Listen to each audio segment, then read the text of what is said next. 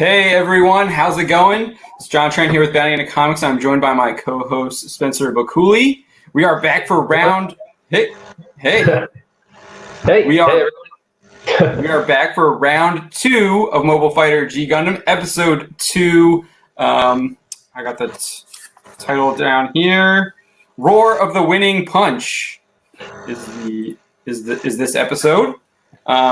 We travel to New York, where Doman Kashu, the Gundam fighter of Neo Japan, is going to fight off against, what is this guy's name? Chibity Crockett and his Gundam Maxter. So this was a little bit of a different episode from the first episode. It opens up with quite a bit of exposition, actually, re-explaining kind of what the Gundam fight is. I kind of like it was a little fun though. They made the exposition a little fun because exposition can be a little tiring, but they made it where he's actually like a boxing announcer, like showing off the two opponents a little bit. So I like that.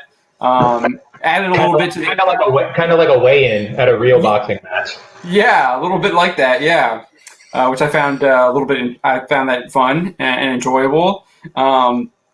And it does kind of like set the stage for what we can expect moving forward, what the Gundam fight is all about, if we didn't kind of catch on to it in that first episode. And then also like it helps reiterate it for us, obviously from last week, in case to help jog our memories a little bit on what the Gundam fight is. I thought it was funny he like dropped the eye patch and everything at the end and was like, fight!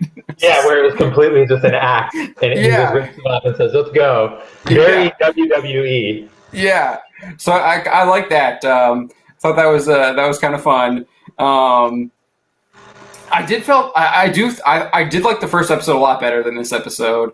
Because like again we got the exposition there in the beginning, and then we got quite a bit of exposition with Chibity Crockett, and they gave a lot of his like past and what was motivating him and kind of where he came from with like the bread in the sewer and stuff like that.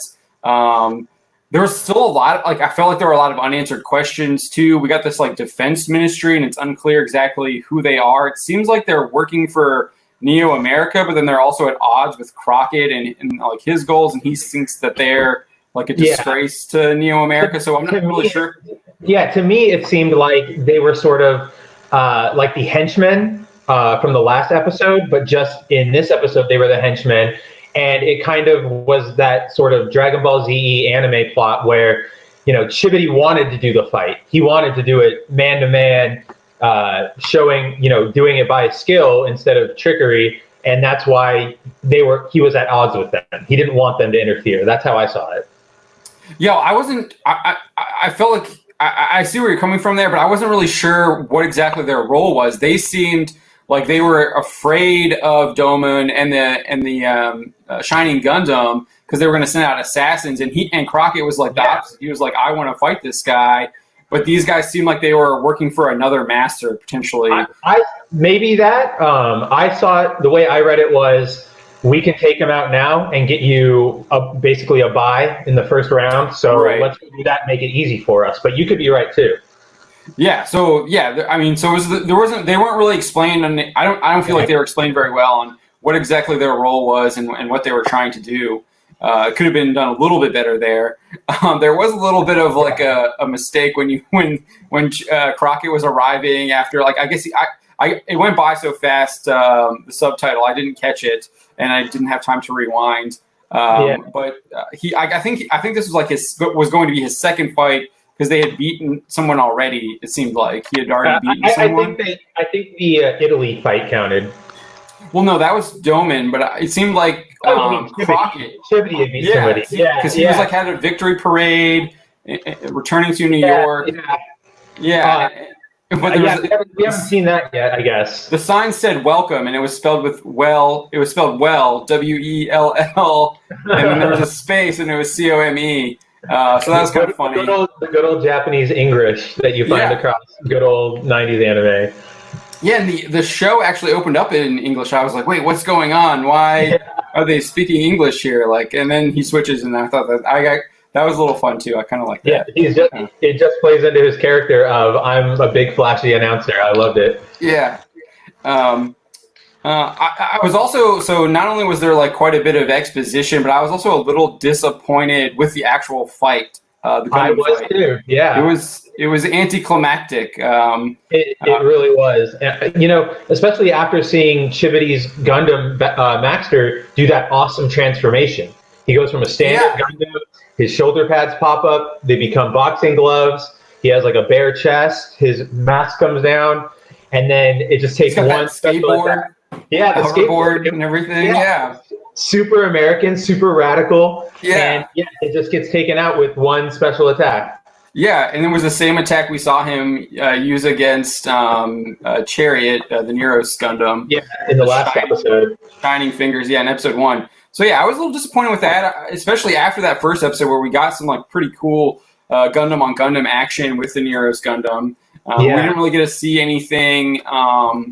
We didn't get to see the Shining Gundam really do anything like interesting or new. I will say I did really like the animation though. I will say when he was, aside from like I felt like the what is it, the Maxter, the Gundam Maxter and the Shining Gundam fight was anticlimactic, but I did like seeing the Shining Gundam fight that like helicopter Into like drone robots. yeah, the helicopter Gundam, and then they had like the other base, like the brown Gundams. Yeah. Or I guess they're not really Gundams. They're like mobile suits, I guess. mobile suits. Yeah, that's right, mobile suits.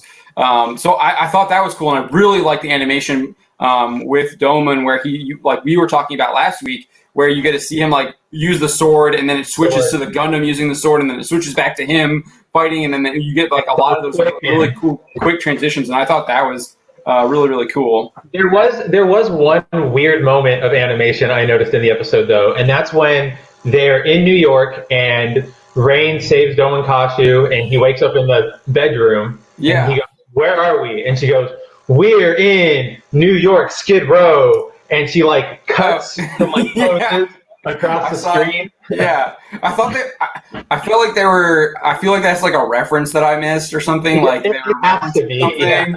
Because she was like, it was almost like she was like teleporting from point to point in the room, and she was like getting closer. Yeah, and getting closer. I was like, I'm missing a reference here to something, because that's what it felt like. It was a reference. But that's the one bit of animation where I was like, that's so odd. Yeah. Just talking about Rain, we get to see her again in another capacity. Last week we saw her using her bubblegum shield maneuver, and then we also saw her. At least we didn't really see her doing it, but she talks about being a mechanic. In this one, she's like an expert sharpshooter. She literally like fires 3 bullets and knocks these like big guys' guns out of their hands, like boom, boom, boom. To me, she really feels like a Bulma type character, and Doman feels like Goku, where Doman's very straightforward, very direct, very combat focused, but not exactly the brightest sometimes. But you also have Bulma / Rain, who is there to support him. She doesn't override him, she doesn't control him, but she's there to save his ass when he needs it. Definitely. Because, I mean, that was a little bit of a plot armor. She just shows up out of nowhere. But we knew she was kind of there somewhere, right? She's keeping tabs on him. She's like his assistant. I'm sure people, one thing, aside from Rain, we did get to see some other female characters play some important roles. And I'm sure some people will get upset about how they were depicted, especially when they first show up on the screen. See, that's why I kind of love watching these old animes, because that was fine. Chibity is I'm just saying, like, people will absolutely be upset about it, but they shouldn't be. I mean, if you're looking at this from that kind of angle, Rain is a quote unquote strong female character. She's saving Dolan's ass all the time, and this was 1990, 1989, 94, I think. Yeah, 94. So nobody was yelling about it. Nobody was complaining and demanding it. We just got it, and then we equally had the fan club, Chibity's fan club, kind of like Gary and Pokemon. No, they weren't his fan club. They were his pit crew. That's right. So they were his pit crew. Yeah. So like for like they called him like his pit crew or his crew members, and I was a huge NASCAR fan in like the 90s, and I had like a bunch of posters of like Bill Elliott and Alan Kwiecki, And so Oh, Bill wow. Elliott was Budweiser. He was sponsored by Budweiser. So I had the poster is him with all these like Budweiser girls, and then Alan Quickie was sponsored by Hooters, and it's him with all these Hooter girls. Yeah. And then like that's what it reminded me of when he was like, "Oh, look at my crew members," and it was like it just reminded me of like Bill Elliott and Alan Quickie in these posters that I had when I was a kid, and he had these women. Super classic. Yeah, super classic 90s.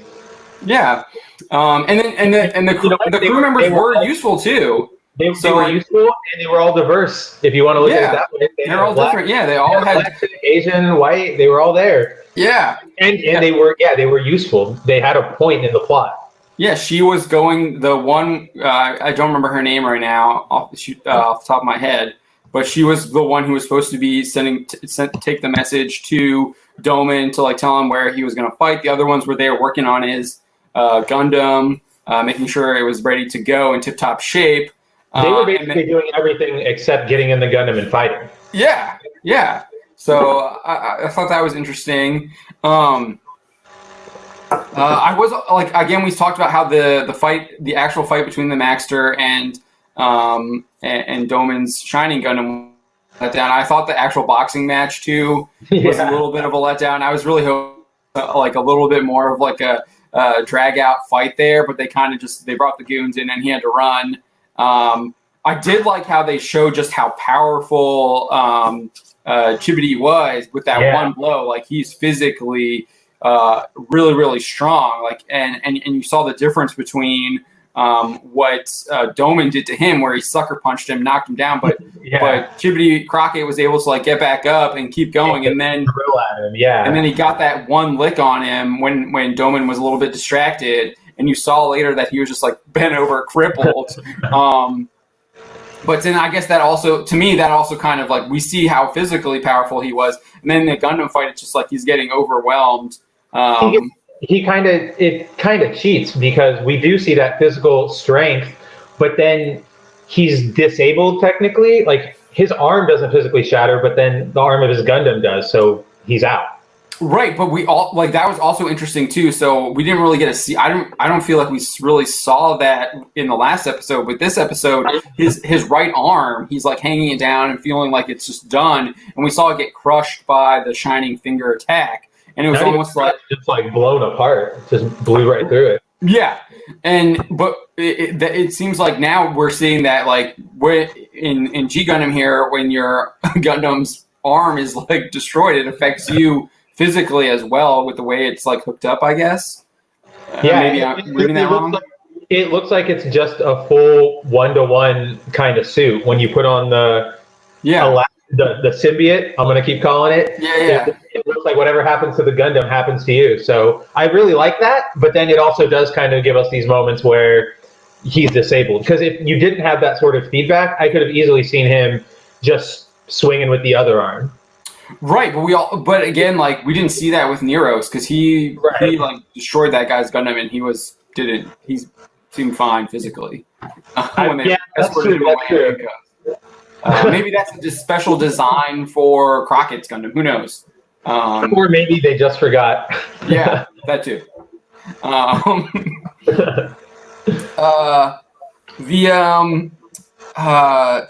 Where are we here?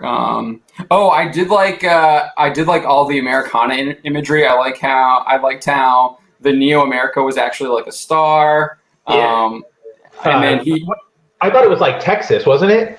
I thought it was like a big Texas. It had 5 points, so it was a star. A proper star. Yeah, the colony in space was a star. I thought that was kind of cool. And then when they're in the star, they had like the American flag in the stands. The fans were all like the blue and the red and the white. I thought that was really cool. I also liked Crockett's like superhero suit. The red shirt. With the only thing that was a little, I wish his star. I think his star should have been white instead of yellow, because red and yellow is like China to me. That too. That's what I think of. Yeah. But I think they might have been going for like Shazam, maybe a little bit with the red. Maybe they were. You're probably right because why didn't they go with white for red, white, and blue? But you're probably totally money going for something like that. But after he gets the symbiote in his Gundam, it changes, and I think it's blue. It becomes a blue star. I think. So I like that. I thought that was cool. We got some folks in the chat. Hey, DJ Drastic and Nano Reaper, thanks for joining us. Appreciate it. We are just talking about right now. We're talking about character design with Crockett, who is the Gundam fighter for Neo America. And of course, I mean, you got to check out his last name, Crockett, David Crockett for America. Yeah, dude, I like that. His first name is kind of odd, Chibity.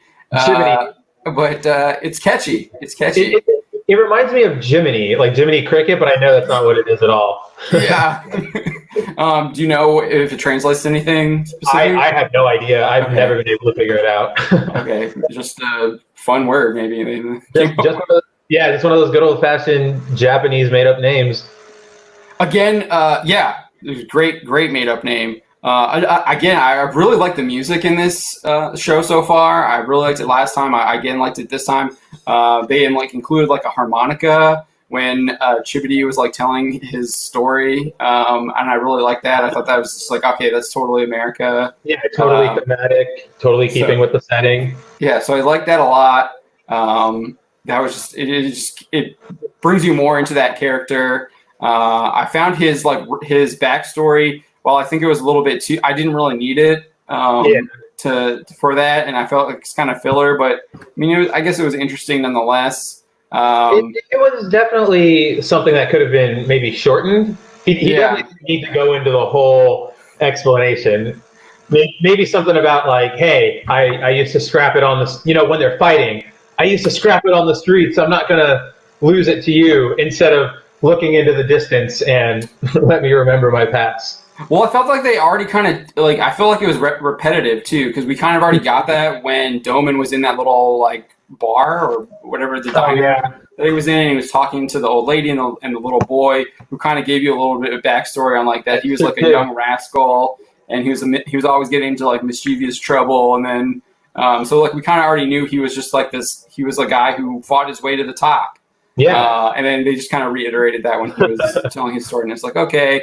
I wish they could have cut that out and given me a little bit more of the two fighting. I just feel like there was a really big missed opportunity with the skateboarding Gundam. Could have been great. Maybe showing him doing some cool skateboard moves, and I thought I thought the shoulder pops up would be some. So I don't know. Have you watched the Unicorn Gundam? Yeah, of course. It's my favorite one. So, what's her name? Merida, I think is her name. Yep. Yeah, so she has the funnels, and I thought when the shoulders popped off, there was going to be the funnels, and it was oh crap, he's not prepared for this. Weapon. Yeah. And then that didn't happen, and they just kind of disappeared almost. I kind of wish he would have used it sort of, I'm pinned down, sneak attack, shoot him off of my shoulders, punch, then grab it. Yeah, he could have done. Ready to go. That could have done something like that too, instead of just popping them off to look more like a boxer.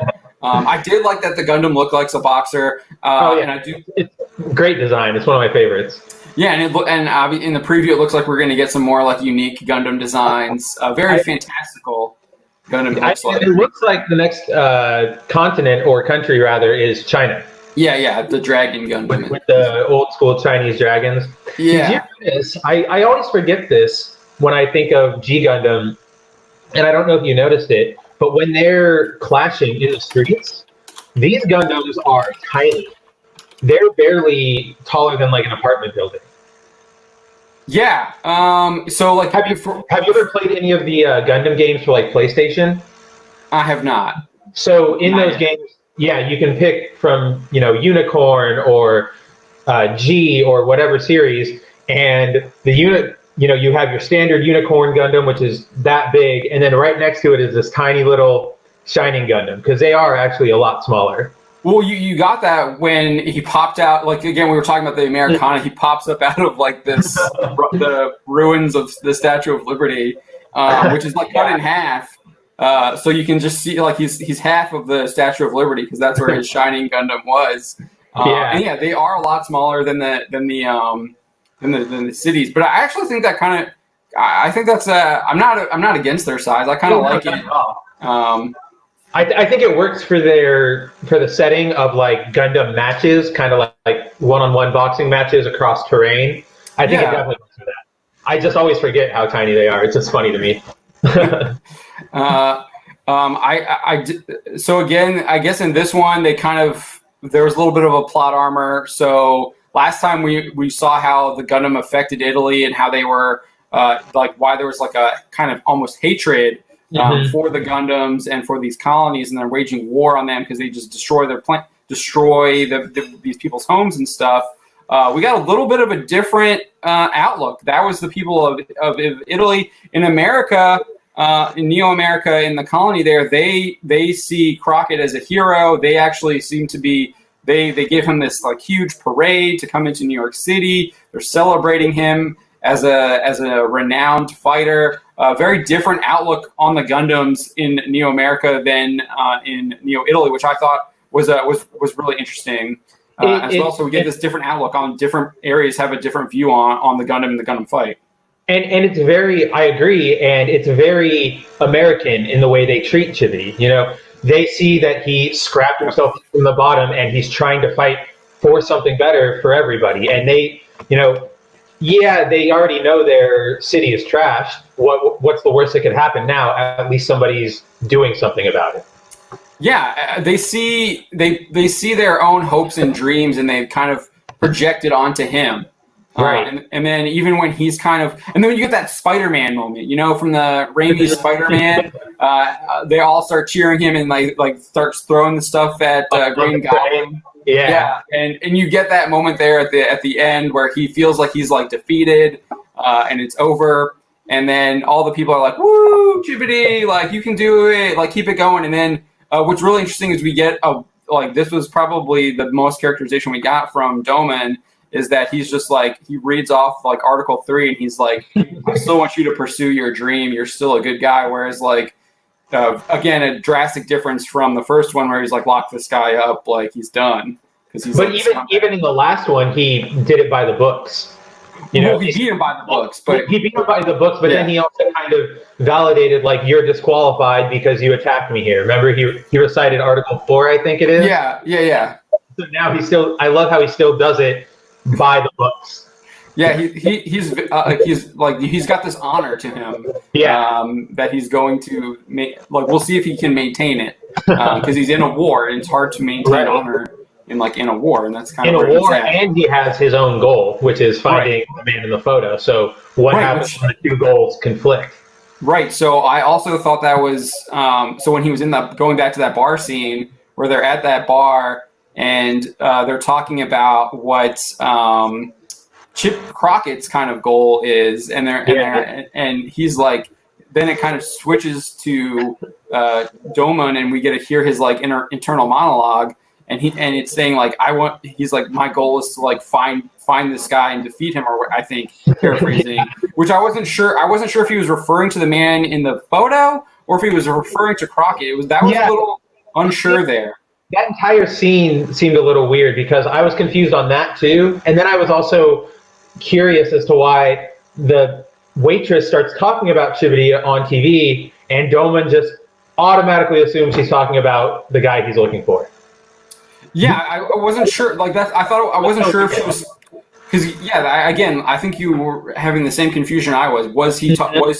Were they talking about Crockett or were they talking about the guy in the photo? It wasn't really clear. That could have been done a little bit better and make it more clear to figure out what was happening. Who were they talking about? Yeah, exactly. And what are they referencing?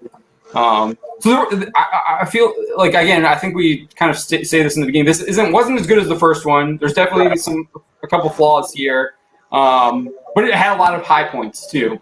Definitely had a lot of high points. Definitely shows off more of the world rather than the action, which, like you said, it's a little disappointing considering what we got last episode. But hey, it's only episode 2. We've got so many more to go. Yeah, I mean, we already had like a great episode 1. I mean, I was still wanting to go watch Dragon Gundam, and I was like, no, I have to stop. It helps that I had to do the stream because I literally watched it right before the stream, and I was a little late because I was working on Star Wars piece. Oh, Like, perfect. so it got a little bit delayed.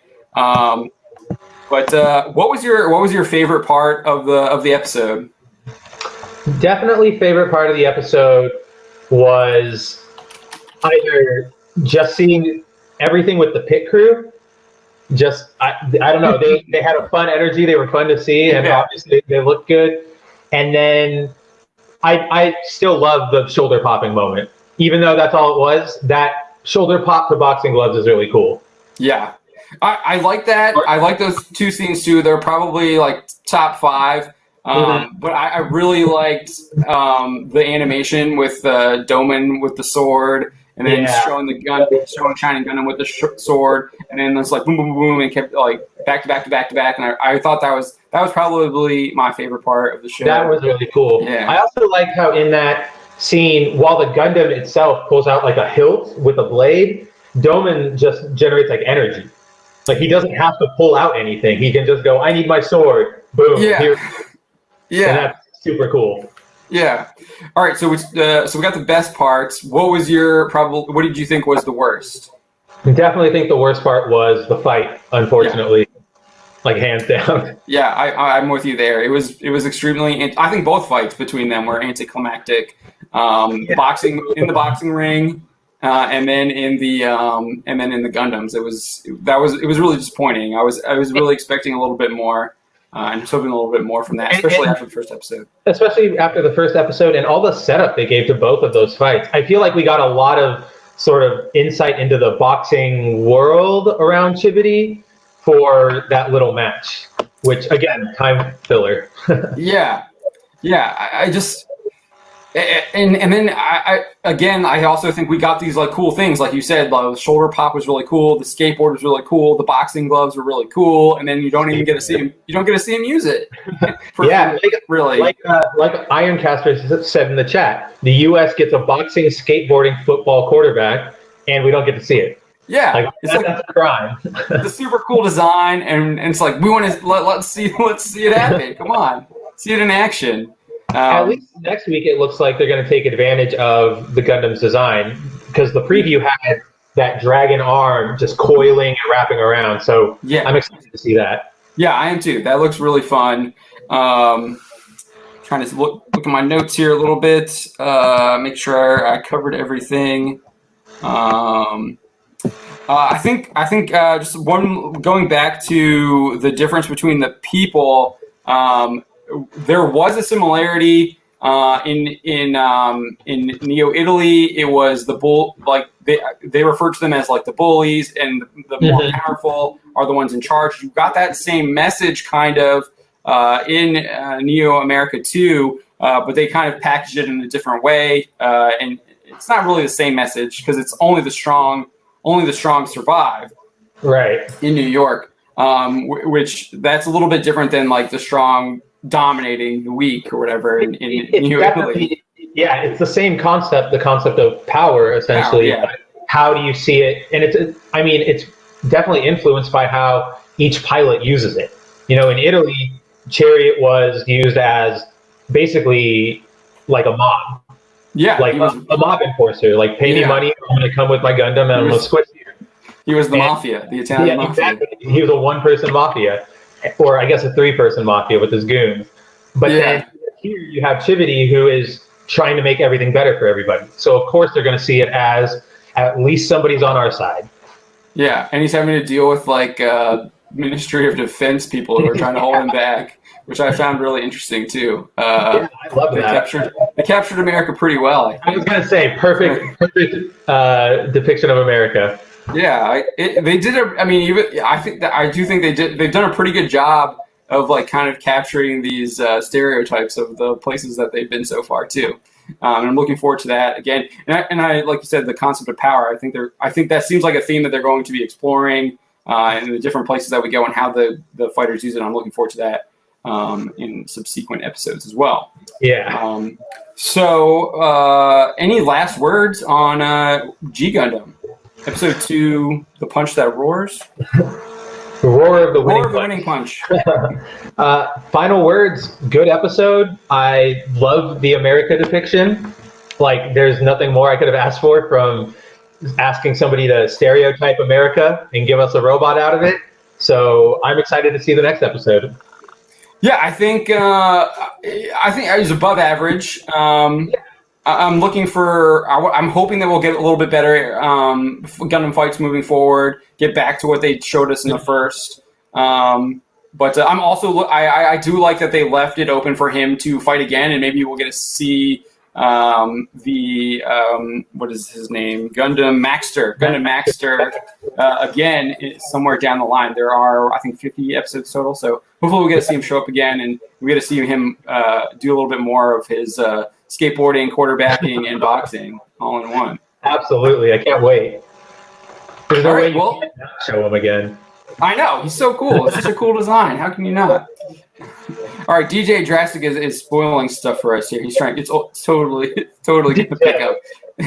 we're expecting it to, but we're going to stay. I know Spencer has seen it before. I haven't seen it, so I'm going week by week. And we are going to. It has been years since I've seen this. Like I watched this when I was a child, so I'm essentially in the same boat as John, except I know which character I'm looking at. Yeah, I guess that's also another. I feel like to me, I'm just. I have trouble, like I guess, remembering characters a little bit, and there's a lot of characters here. So I have to what is the Gundam's name? Let me make sure I write that down so I can remember. And like, let me write Chibity Crockett. I'm like, Chibity. How am I gonna? I gotta remember. Make sure I remember that. That's a normal name. But like they do give you some cues to remind you, like, hey, this is Rain, this is Doman. So I appreciated that. To like, and every time the character shows up for the first time in the episode, they make sure to say their name, even if you've seen them. Yeah.